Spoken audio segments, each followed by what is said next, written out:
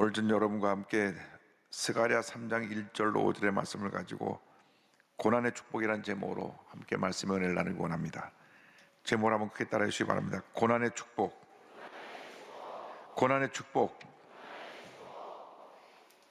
우리가 인생을 살아가다 보면 아무런 예고도 없이 고난이 우리에게 찾아올 때가 종종 있습니다.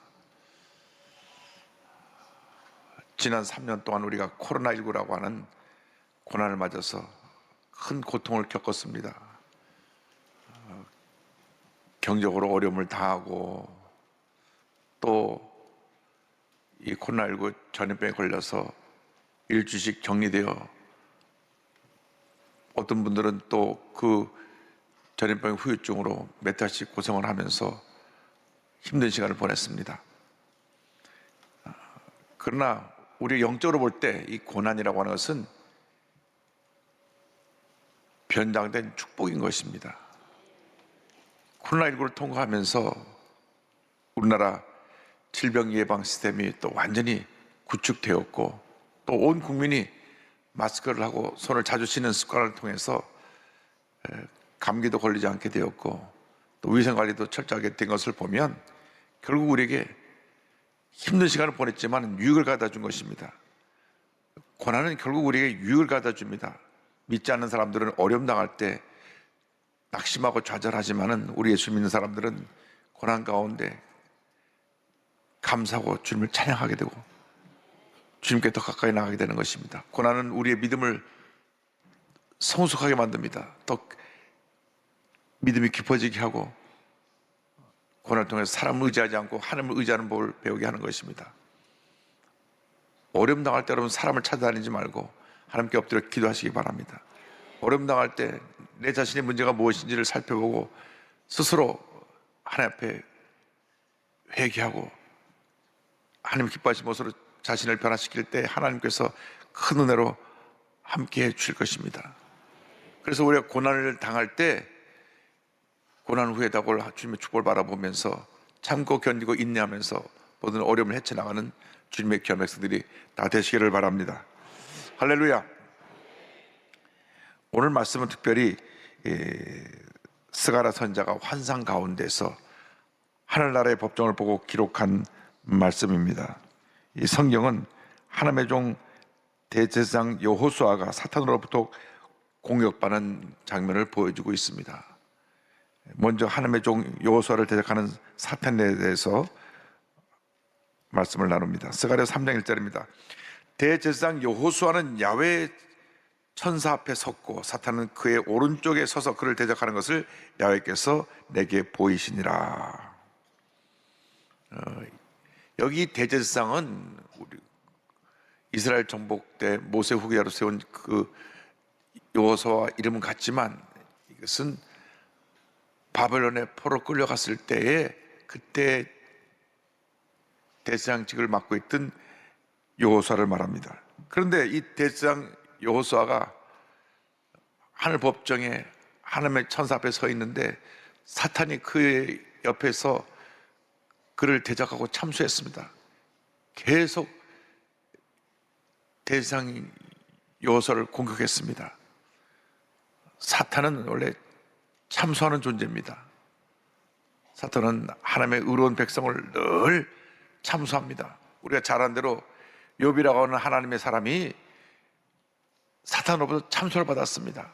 그 참소로 말미암아 그가 겪은 고난은 말로 다 표현할 수가 없습니다. 하루아침에 전 재산을 다 잃었죠.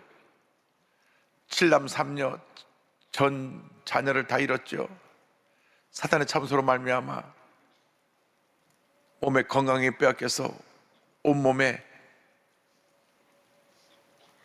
성경학자는 말하기를 피부암 같은 병이 걸렸다 그러는데 피부암 같은 병이 걸려서 그 병을 앓으면서 깨어진 기와로 몸을 긁어야 됐죠.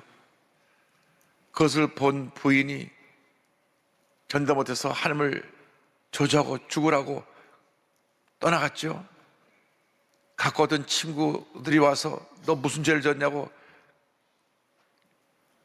욥을 비난했죠. 이것이 다 사탄의 참스러운 것입니다. 정말로 말할 수 없는 고난을 욥이 겪었습니다. 이 욥이 모든 고난을 겪고 난 다음 하나님의 인정을 받아서 갑절의 복을 받았지만은 그 고난을 당할 때 그 고난의 그 고통은 그 누구도 같이 할 수 없고 이해할 수 없는 그런 고통이었을 것입니다. 우리가 예수를 믿고 살아가는 동안에 때때로 사탄이 와서 우리를 참소합니다. 예수 잘 믿는 것이 너무나 사탄은 견딜 수 없는 고통이기 때문에, 왜냐하면 예수 믿게 되는 우리가 사탄의 노예가 되어서 죄의 노예로 죄짓고 불의하고 방탕한 삶을 살아가는 것이 그 삶의 모습이었는데, 예수 믿고 하나님의 자녀가 되니까 자기의 노예로 부리고 있던 사람이, 인간이 자기 곁을 떠나고 나니까 사탄이 공격하기 시작한 것입니다. 예수 믿고 나서 우리의 시문이 바뀌었습니다. 우리가 사탄의 노예에서 마귀의 노예로 살다가 이제는 복된 하나님의 자녀로 삶을 살게 된 것입니다. 그래서 아크론스 마귀는 어떻게 하든지 우리를 다시금 하나님께로부터 우리를 빼앗아 와서 다시 옛날처럼 자기의 죄의 노예로 삼고 우리를 짓밟고 우리에게 고통의 삶을 살게 하기를 원하고 있는 것입니다. 그렇기 때문에 마귀는 끊임없이 참소합니다. 예수 믿는 순간부터 하늘나라 갈 때까지 계속 우리를 참소하고 우리를 공격합니다. 어떻게든지 우리를 넘어뜨리려고 합니다. 그러므로 우리가 예수 믿고 나서 우리의 마음을 강하게 하고 담대해서 절대로 사탄의 참소에 넘어가면 안 되고 믿음을 지켜야 되는 것입니다. 우리 하나님의 백성들이 때때로 마음이 약해지면 말 한마디 듣고도 낙심하고 누가 뭐라고 우리에게 비난하면 상처를 받습니다. 그 뒤에는 아크론스 마귀가 자꾸 이렇게 충동해서 하나님의 사람들에게 상처를 주고 넘어뜨리게 하려고 하는 것입니다. 그래서 우리의 마음을 강하게 하고 담대해서 이 사탄의 계계를 물리쳐야 되는 것입니다. 하나님께서는 하나님의 종 여호수아를 대적하고 참소하는 사탄을 책망하셨습니다. 우리가 힘들고 어려울 때 주님만 믿고 의지하고 바라보고 나가면 하나님께서 사탄을 책망하시고 심판하시고 멸하시고 우리 삶 가운데 놀라운 은혜와 축복을 가져다 주시는 것입니다. 절대 우리 주님의 백성들은 사탄의 참소에 흔들리거나 상처받고 주저앉으면 안 됩니다. 마음을 강하게 하고 담대해서 약속의 말씀 붙잡고 믿음으로 전제해 나가야 되는 것입니다. 여러분, 고난이 다가올 때 잊지 말아야 될 것은 우리가 하나님의 바로 서기만 하면 고난이 우리에게 축복으로 다가온다고 하는 것입니다. 이 고난의 때 사탄이 참소합니다. 우리를 괴롭힙니다. 절대 낙심하지 마십시오. 사탄의 참소에 흔들리지 마십시오. 주님만 바라보고 믿음으로 나갈 때 반드시 우리에게 좋은 일이 일어나게 될 것입니다. 그런데 성경은 이 참소받고 있는 대제사장의 모습을 불에서 꺼낸 그슬린 나무와 같다고 설명하고 있습니다. 오늘 말씀 보니까 스가랴 3장 2절로 3절에 이와 같은 설명이 나옵니다. 이는 불에서 꺼낸 그슬린 나무가 아니냐 하실 때에 여호수아가 더러운 옷을 입고 천사 앞에 서 있는지라. 대제사장 여호수아는 더러워진 옷을 입고 그 앞에 서 있었습니다. 그런 많은 고난과 연단 속에서 그 고난의 불구덩에서 건져진 타나남은 조각 같은 그런 모습이 되어 있었습니다. 이것은 영적으로 우리가 이 세상을 살아가는 동안 그 같은 고난의 때를 지나고 어려운 상황을 맞게 되는 것을 보여주고 있는 것입니다. 이 세상 살아가면서 때때로 많은 환난과 풍파가 우리를 불구덩이에 집어넣습니다. 여러분, 그러한 고난과 어려움 속에서도 주님이 변함없이 우리를 사랑하고 계신 것입니다. 사람들은 우리를 욕하고 때때로 등을 돌리고 우리에게 비판의 돌을 던지지만은 하나님은 단 한 번도 우리 곁을 떠나신 적이 없고 우리를 버리신 적이 없고 우리를 변함없이 사랑하셔서 고난할 때 우리 곁에 계시며 우리 그의 사랑의 품에 안아주시는 것입니다. 환난은 우리를 주님 앞에 더 가까이 나가게 하는 축복의 도구입니다. 그래서 로마서 5장 3절로 4절은 이같이 말씀합니다. 다만 이뿐 아니라 우리가 환난 중에도 즐거워하나니 이는 환난은 인내를, 인내는 연단을, 연단은 소망을 이루는 줄 알미로다. 할렐루야.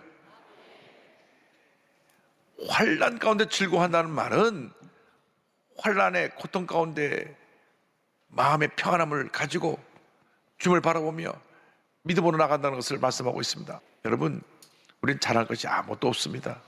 불완전한 존재고 늘 실수하고 넘어지고 또 내 감정 하나 잘 다스리지 못해서 사소한 일에 흥분하고 소리 지르고 다투는 그런 존재들입니다. 그러나 주님이 우리를 붙드시면 불에서 꺼낸 그슬리나무 같은 나라고 할지라도 하나님의 위대한 역사를 이룰 수 있게 되는 것입니다. 우리가 이 세상 살아가는 동안에 중요한 것은 내 뜻대로 사는 것이 아니라 주님의 은혜로 사는 것입니다.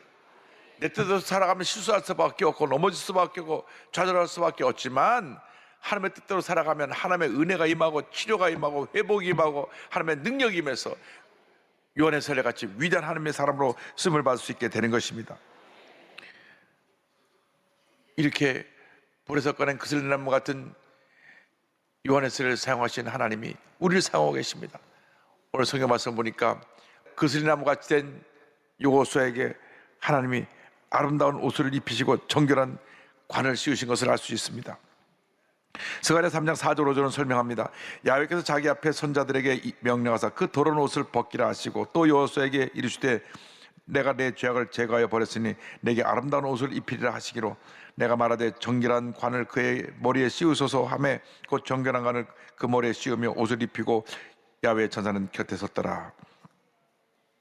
하나님께서 더러운 옷을 다시 아름다운 옷으로 갈아입히신 후에 정결한 관을 머리에 씌워주셨습니다. 우리가 예수 믿고 나면 죄의 때에 찌든 이 더러운 옷을 벗겨버리시고 예수의 보혈로 씻은 정결한 옷을 입혀주셔서 우리를 변화된 존재로 하나님의 사람으로 세우시고 주님의 뜻을 이루어주시는 것입니다. 그리고 우리의 머리에 아름다운 관을 씌워주셔서 어딜 가든지 하나님의 영광을 나타내는 주님의 견일꾼으로 우리를 사용하시는 것입니다.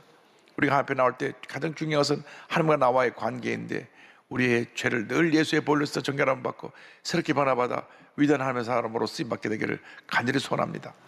이사야 1장 18절은 말씀합니다. 여호와께서 말씀하실 때 오라 우리가 서로 변론하자. 너희 죄가 주홍 같을지라도 눈과 같이 희어질 것이요 지능같이 붉을지라도 양털같이 희게 되리라. 하나님의 사람들은 하나님 앞에 늘 엎드려 기도하고 주 앞에 인정받고 쓰임받는 주님의 일꾼들이 되어야 되는 것입니다. 하나님은 우리가 하나님 앞에 바로 서기를 원합니다. 하나님 앞에 귀하게 쓰임받기를 원하고 계신 것입니다. 늘 우리에게 아름다운 새 옷을 입혀주기를 원하고 계신 것입니다. 우리가 주님 앞에 나올 때마다 죄의 때에 찌들은 옷을 예수의 보혈로 써 정결함 받고 벗어버리고 주님이 주신 아름다운 옷으로 갈아입게 되기를 주님의 이름으로 축원합니다.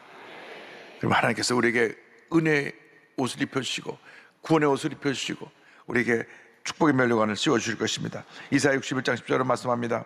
내가 야훼로 말미암아 크게 기뻐하며 내 영혼이 나의 하나님으로 말미암아 즐거워하리니 이는 그가 구원의 옷을 내게 입히시며 공의 옷을 내게 더하심이 신랑이 사모를 쓰며 신부가 자기 보석으로 단장함 갖게 하셨습니다. 하나님께서 우리에게 아름다운 옷을 입혀주셔서 그 모습을 아름답게 만드셨다고 말씀합니다. 우리는 하나님 앞에서 아름다운 존재입니다.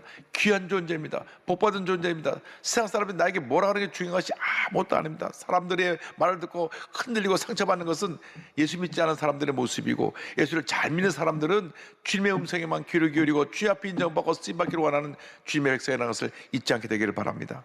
지금 잠깐 우리 고난이 우리를 힘들게 합니다. 우리를 어렵게 합니다. 우리를 낙심하게 합니다. 그러나 참고 견디면 고난 후에 다가올 영광은 지금 우리가 받을 고난과 비교할 수가 없는 것입니다.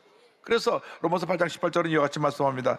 생각하건대 현재의 고난은 장차 우리에게 나타날 영광과 비교할 수 없도다. 여러분,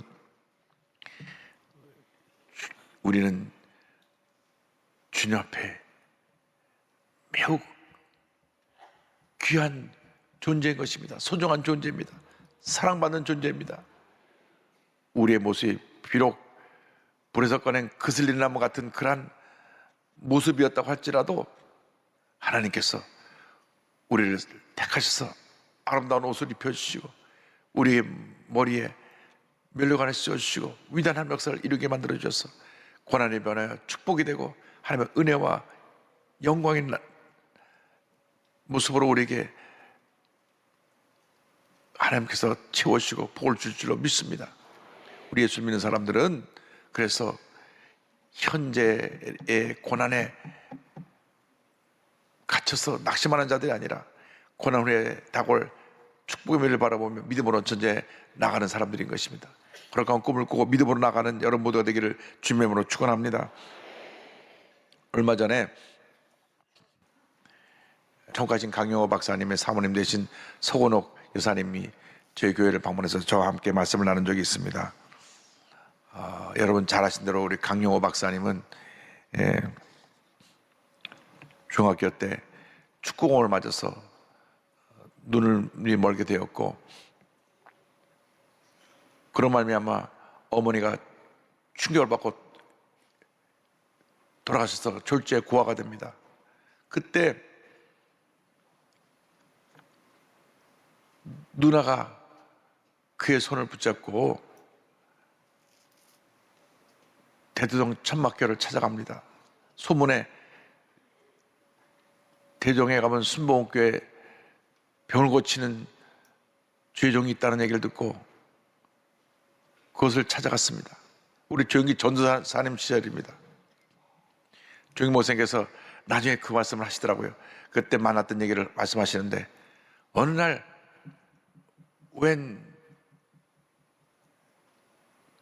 거지 같은 애를 그 누나가 손을 잡고 왔는데 몰골이 깨지지하고 옷은 때려치더럽고 완전히 거지 중에 왕거지인데, 그 누나가 내 동생 눈뜨게 해달라고 손을 붙잡고 몇 시간을 걸어서 천막교까지 왔는데, 그때 그 아이를 보고 했던 말이, 야, 나도 거지 목사지만 넌 왕거지구나, 그렇게 말했던 것이 기억이 납니다. 정말 그 천막교회 가난과 어려움으로 힘들었던 그 시대에 가장 불쌍한 한 소년이 온 것입니다. 우리 조영 목사님이 기도를 하고 또 기도를 해줬는데, 그때 육신의 눈이 뜬 것이 아니라 영의 눈이 떴습니다. 앞을 못 보지 못하는 맹인이었던 그가 영의 눈을 뜨고 예수님 안에서 그러니까 꿈과 희망을 갖게 된 것입니다.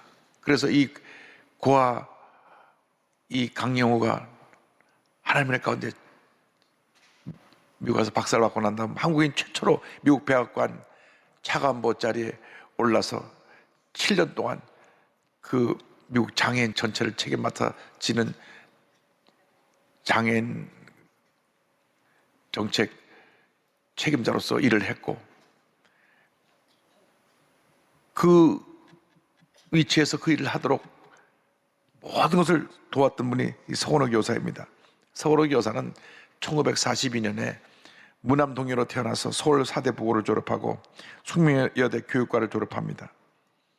그리고 미국 펜실바니아 특수교육청에서 맹인 보행교사 자격증을 취득하여 교육하고, 성모병원에서 맹인점자, 녹음 도서실 근무, 천호동 맹인 재활원 부사장으로 맹인 사랑의 삶을 일관했던 그런 귀한 여성입니다. 그런데 그녀의 이어왔던 헌적인 봉사 사랑 일생은 대학 입학 후 시각장애인 강영호 박사의 만남으로부터 시작됩니다. 소년 강영호는 서울 맹학교를 다니고 있었는데, 우리 서건호 여사는 당시 그 학교에 봉사 나온 자원봉사 여대생이었습니다. 그때 소년 강영호의 슬픈 사연을 듣고 부모 없는 고아여 공연 눈을 맞아서 앞을 못 보게 됐는데, 누님도 돌아가시고 혼자 남겼다는 걸 알게 되고 나서 하나님께 기도했습니다. 이 맹인 소년을 위해 무엇을 할 수 있는지요? 하나님 지혜를 주세요. 힘을 주세요. 기도할 때 그 마음에 성령님께서 말씀하셨습니다. 내가 영웅의 누나 역할을 해주면 된다. 너는 형제도 없으니 좋은 기회란다. 그렇게 마음에 감동을 주셨습니다. 그래서 부모님과 제가 이렇게 불쌍한 아이가 있는데 돌봐줘야 되겠습니다. 그래, 네가 누나가 돼서 도와줘라. 그래서 매 주말마다 맹학교를 방문해서 이 강영호 학생을 돌봅니다.